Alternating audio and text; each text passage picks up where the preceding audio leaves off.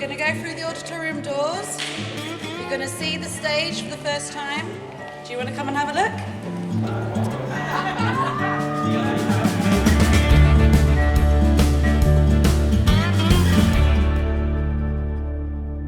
Remember the feeling after we presented in Montreal last time? What was the feeling?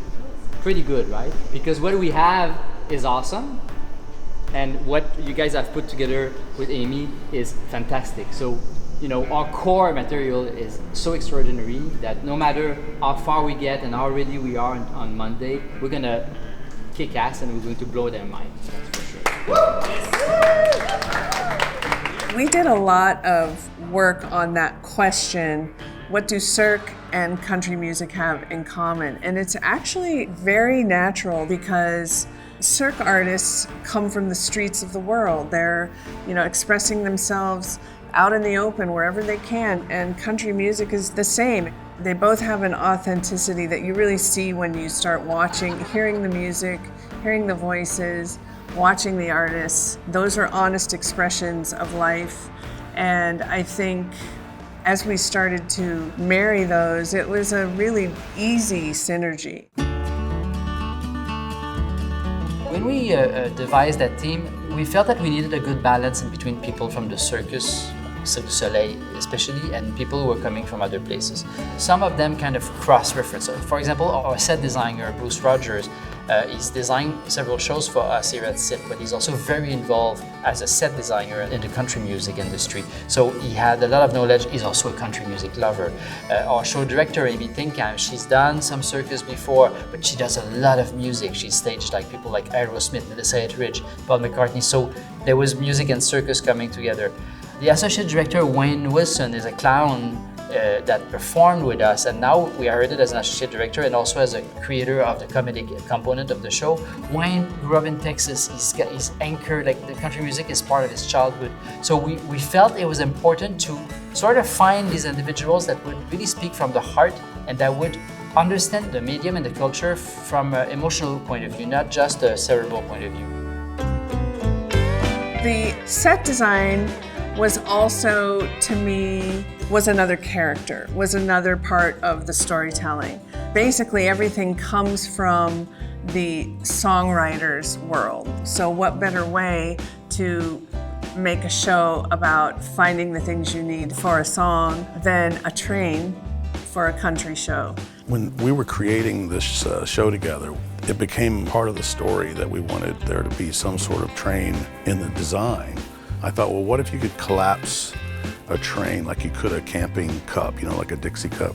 Because our theaters are not very deep, our venues that we go to. And how about if that train could just grow out of the barn? So that's really what we got here. But you also want it to feel like a real train. So you need the scale to be close to real scale as possible.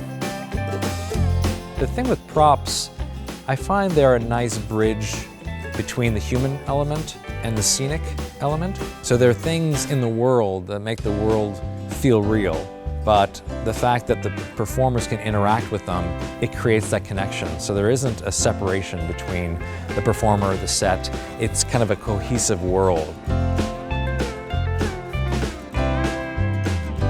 We'll all be kind of learning it together.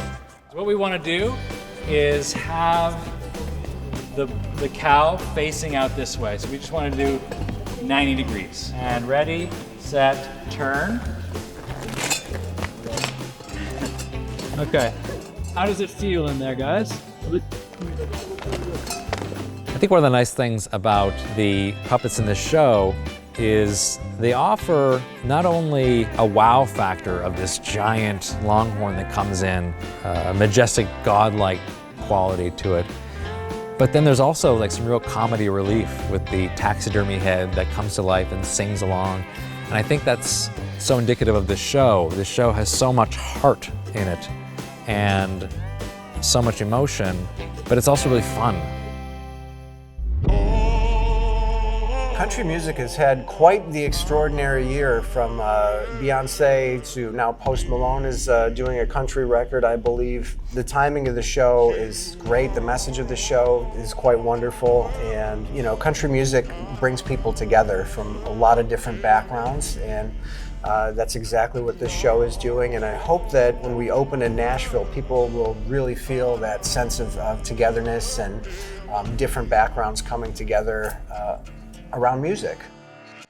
I think they're going to be anticipating or asking them the question, what in the world is Cirque doing, touching my country music?